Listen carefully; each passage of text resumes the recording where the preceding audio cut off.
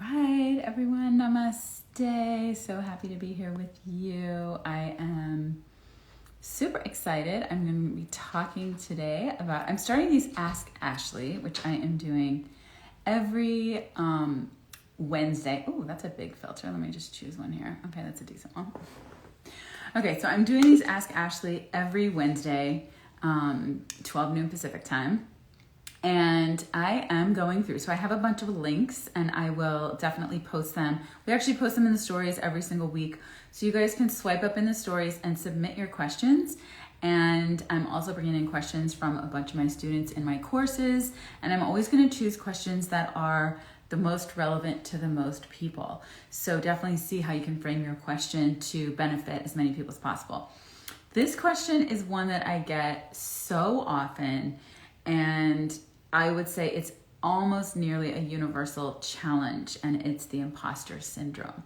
So again, you guys can submit your questions. I'm going to be going live every single week. Ask Ashley, hashtag Ask Ashley. The link is in the stories. It'll be in the stories multiple times every week. Also, if you're in my courses, there's a place that you guys can submit your questions, and we're going to be bringing some of you on live because one of my favorite things, as you know, is doing hot seat coaching. So welcome everyone. I see you guys jumping on here. Hi, Susan. Yay. All right. So imposter syndrome. Here is the question from one of my students, Erin. How do I get to the root of my fear and release it? I haven't been able to build a sustainable business because of my imposter syndrome, and I'm on the merry-go-round of always taking new programs. Raise your hand, give me an emoji, hit that heart button if you're always signing up for new programs, thinking you need to do something else, you need to earn another certificate or learn more before you can fill in the blank, because that is a really common thing. Okay, and then she says, I hope to be able to focus on that. Yes, and this will help me build my business. So the reality is that procrastination often is fear masquerading, right? It's our own insecurity masquerading. So many of us have what's called imposter syndrome. I'm sure most of you are familiar with that, which is feeling like somebody's going to find out that we don't really know what we're doing. Or maybe we experienced some success, but it was a fluke, or I'm not ready yet, you know? So imposter syndrome is so common. Now if you guys have been in my courses, you know that I have a little bit of a soapbox about the way that our educational system is set up, because most of us were raised in an educational system that sets us up to look outside of ourselves for the answer, to look outside of ourselves for the authority, right? So the idea is that we do another course, we get another certificate, we graduate from high school, then we go to college, we graduate from university, then we get a job, we get a raise. So we're on this hierarchical ladder that's telling us if we just get a little further, then we will arrive, right? But we know that as soon as we get there, there's the next level, there's the next layer. So it's an illusion. And so one of the things that I teach a lot in my trainings, and I am extremely passionate about, is teaching in a non-hierarchical way. And this is what's so powerful about yoga and yoga psychology, is that yoga is non-hierarchical. It's to put the power back in the individual. The whole point of yoga is to re-establish the autonomy within the individual. So you are looking inside of yourself for the answers. You know, and you remember who you are. You know, I say that yoga only asks us one real question, and that question is, who am I? And when we orient to ourselves first and foremost as a soul, as spirit having a human experience, the whole game changes. We start to ask different questions. So the question is not, am I good enough? For those of you just jumping on, we're talking all about imposter syndrome today. The question is not, am I good enough? Or I need to do this. If I do this, then, if and then, right? If I do this, if I get this degree, if I do this training, then I'll be ready to teach, or then I'll be ready to launch my course, right? Hi, Aoife. So imposter syndrome. So I'm going to go through what I consider to be some of the key points. So the first point, as usual, in doing any kind of self-work, shadow work, is we want to establish the ground, the foundation that you are constantly what's called thought monitoring. You are observing your thoughts. You are establishing in the yoga tradition the witness mind, right?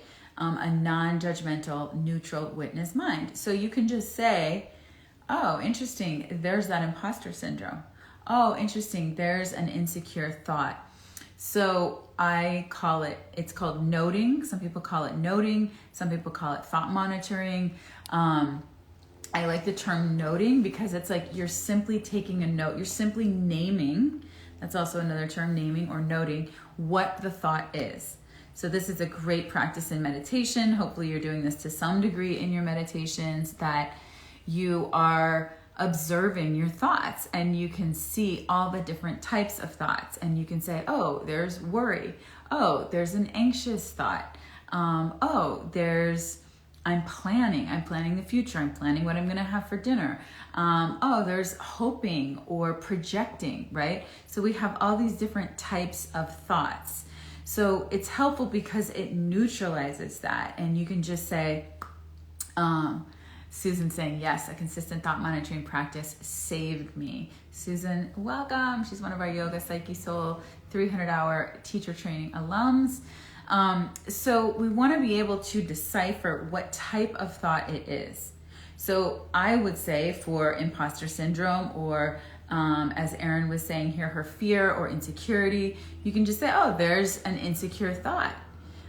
But we don't have to buy into it. We don't have to believe it, right? That old adage, just because you think a thought doesn't mean it's true. And it's really grokking that. It's really understanding that your mind is, there's an analogy in the yoga tradition. It kind of comes from the Bhagavad Gita, if you will, but that the mind is like a wild horse. And that wild horse is either going to pull you, or you're going to understand how to tame that horse. And now you're the charioteer, right? So there's an analogy of the horse, the chariot itself, and the charioteer. And so the charioteer is like your higher mind, your wisdom mind. The wild horse is just the mind doing its thing, right? So you want to control that mind. So just because you think a thought doesn't mean it's true. You don't have to believe it. You don't have to think the next thought based on it. You don't have to indulge, I say, in that thought. So the first is noting, right? Simply observing, and I would say naming what kind of thought. Oh, there's the imposter syndrome. There's the insecurity. There's a great book that is our required reading for the relationship module of my course, and it's a book called Mindful Loving by Henry Grayson.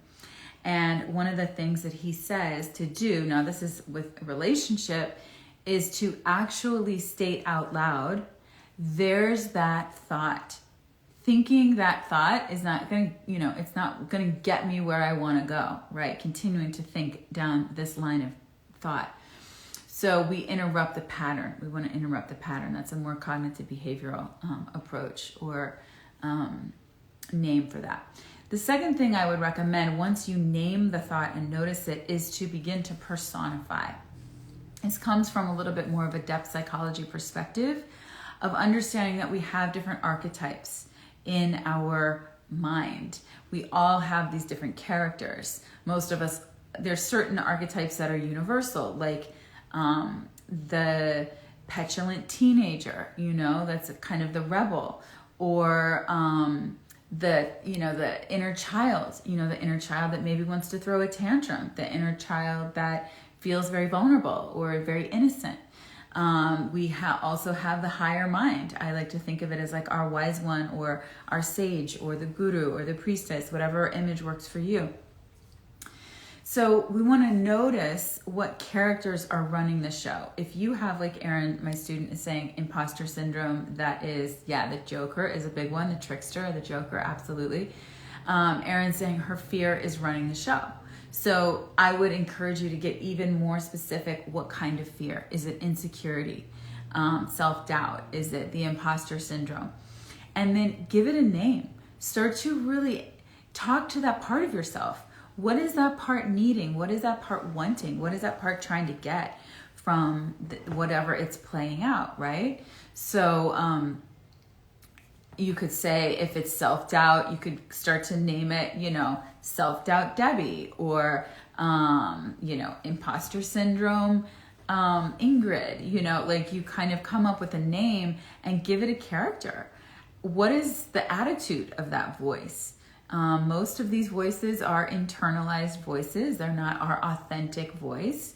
The authentic voice is what we want to keep attuning to. We want to strengthen the voice of autonomy and authenticity, the wisdom voice, a higher mind voice. That's what we would call the voice of the soul, or the Atman. And the way I like to think of it is the metaphor is like a board of directors. You're running a company, right? And so you have the head of HR and the head of marketing and the head of sales and the head of R&D and the head of finance. And the CEO is sitting there at the head of the table. And so they have a problem that arises, and everyone is coming at that problem from their perspective, which is sales or marketing or finance, right? But the CEO is sitting and observing the whole scene. They have like a higher eagle's eye perspective. And then they're able to take in all the information from all these different voices, from all these different parts, and then make the clear decision, discerning decision of what the right next step is, or the plan for the company as a whole.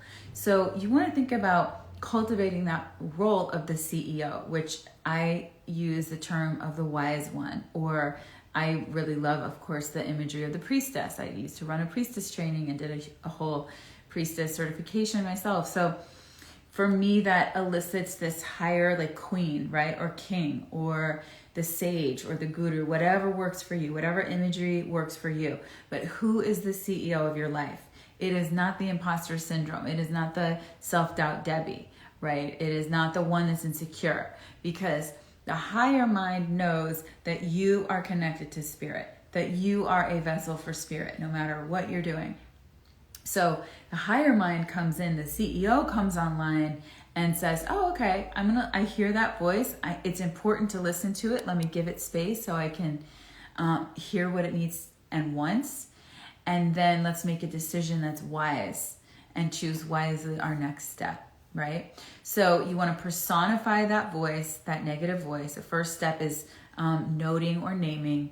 And then the second step is giving that voice a persona, a character. The third is to remember who you are. Like, who is that CEO? You are spirit. You are a soul having a human experience.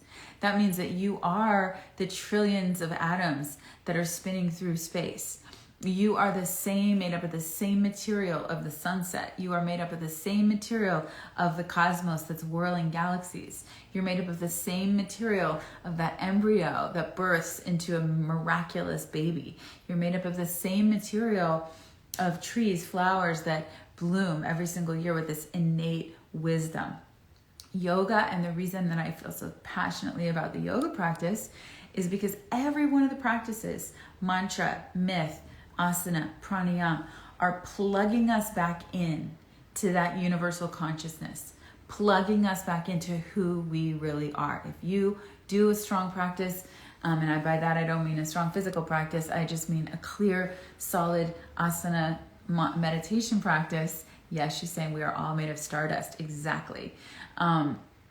It's plugging you back in. It's called a remembrance. You're remembering on a cellular gnostic level who you are. And so you have every right to pursue your dreams, or, meet that challenge, whatever it is that you feel insecure about, rising up into that, tapping into the great wellspring of Shakti that's in you, right? So this is how we really coach in the Yoga Psyche Soul training and the YPS 300 training, that you're plugging into this. You are exactly where you're meant to be. Everything in your life has happened for the perfect reason for you to be where you are, to have learned the life lessons that you needed to learn, and the medicine that you're here to give has been informed by your personal experiences, by the body you have, by the family you have. Everything that's happened to you has made your teaching, your offerings, your skill perfectly aligned with your dharma, right? So the last piece of this, actually there's two more pieces that I want to say, is once we plug in and remember who we are able to feel the fear and do it anyway, right? It's not that we're going to be fearless. I don't even really like the term fearless, because most of the time we're stepping forward with fear. We're stepping forward with insecurity or with doubt. It's both and. It's you have maybe some insecure thoughts or self-doubt, but you're still going to do it anyway. Now, why do you still do it anyway? Well, number one, it's your dharma, right? Number one, if you're feeling that calling and that passion. I was watching my friend Amber Lillestrom, one of her IGTVs yesterday, and she was saying, I think one of her quotes is, if the dream is in you, the dream is for you. If the dream is in you, the dream is for you. So follow your dreams, because that is spirit speaking through you. So you feel the fear and you do it anyway. And why? Yes, it's your dharma. Yes, it's your perfect aligned, dreams, soul-centered. But also, we learn by living. We know that practice does make perfect. And I don't even like the term perfect, because there is no such thing as perfect in nature. If you really grok the natural world, right? Nature, there's no such thing as perfect symmetry in nature. So we're not even seeking perfection. We're seeking to do our very best, right? But we learn by living. We get better at doing things by doing them. So if you are, holding out and procrastinating, again, as my student Erin was saying, how do I get to the root of fear? I haven't been able to build a sustainable business because of imposter syndrome, and I'm on the merry-go-round of always taking learning programs. Now, there's nothing wrong with continuing to take programs. I'm a constant student. We want to be a constant student, humble and learning and filling our well. But we're not taking programs out of an urgency, a need that we're trying to fill, a hole that we're trying to fill to feel better or okay or ready or, right? But we understand we learn by living. So if you are holding out to launch that online course, or you're holding out to start getting online and teaching yoga, or you're holding out to start submitting your blogs to, Mind Body Green or Well and Good or whatever it is, then how do you think you're ever going to get better? The only way you get better is doing it, and doing it consistently.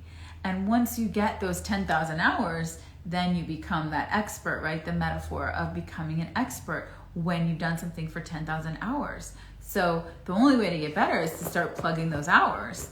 And the more we do it, the more proficient we get, the more comfortable we get. We're not all of a sudden in our comfort zone anymore. It becomes consistent. It becomes second nature.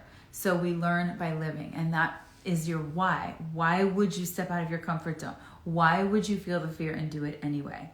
And the last piece that I want to offer you on this imposter syndrome is, we talked about naming and noting your thoughts, then personifying that character, that doubtful Debbie or insecure Ingrid, but giving it a voice, understanding, trying to get to the root. There's much more shadow work that we could do there.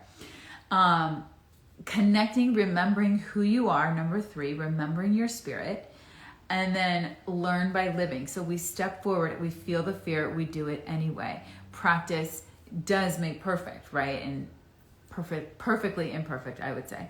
But the last piece of this puzzle and the why, and what can help motivate you, and what truly helps motivate me out of my fear and out of my insecurity. First of all, let's normalize it, because anytime you are doing something new, you're going to feel afraid. You're going to have some imposter syndrome. You're going to feel some doubt. When I first launched my DVDs, I was petrified. I literally, I did like 10 DVDs back in the day, right? And when the first like 5 DVDs, the week before I was going to shoot that DVD, and it was a big company and a huge set in Malibu, and I was so scared. I felt like I definitely wasn't qualified to do this. And I would literally sit there and try to think of an excuse of why I wouldn't be able to do it. I was sick. somebody in my family was gonna die, I literally, these thoughts would go through my head and I would be petrified. So raise your hand, give me a heart if you guys can relate to that level of like panic and I'm not ready, oh my God. And the thing that gets me through, and I really recommend you plug into this, is your why, and that your service trumps your doubt, right? Your service to humanity, what you're here to give, who you're here to serve, trumps your doubt. So what is more important? And this is one of my mentors, Sean Korn, dear friends, would always say, what's more important? If that dream is in you, that dream is for you.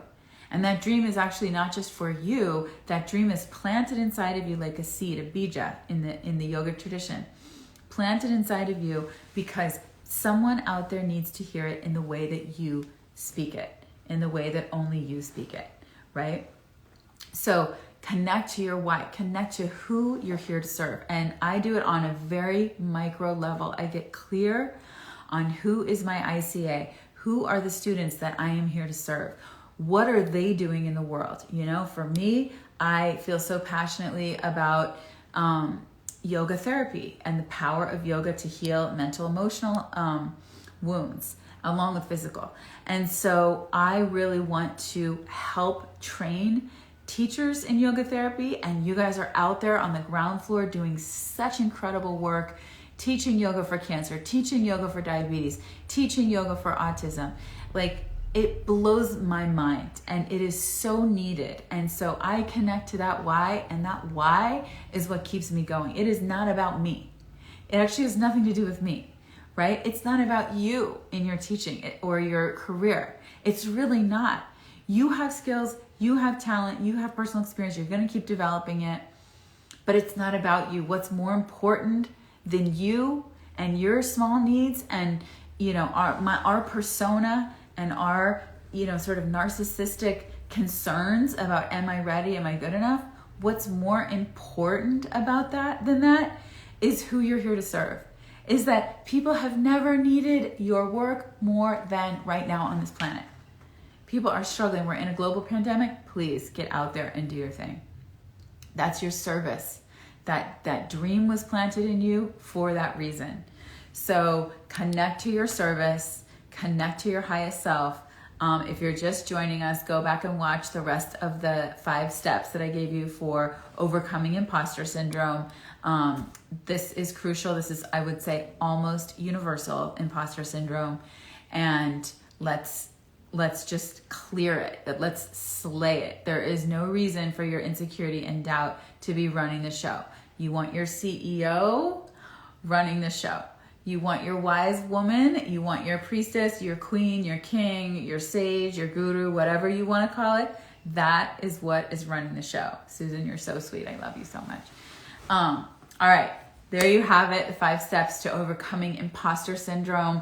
And so keep looking in the stories because I'm going to be back every single Wednesday, 12 noon. And I want to, 12 noon Pacific time, I want to answer your questions. So swipe up link is going to be it's actually in the stories right now. And you can submit your questions. I have the Google spreadsheet pulled up and I'm powering through these.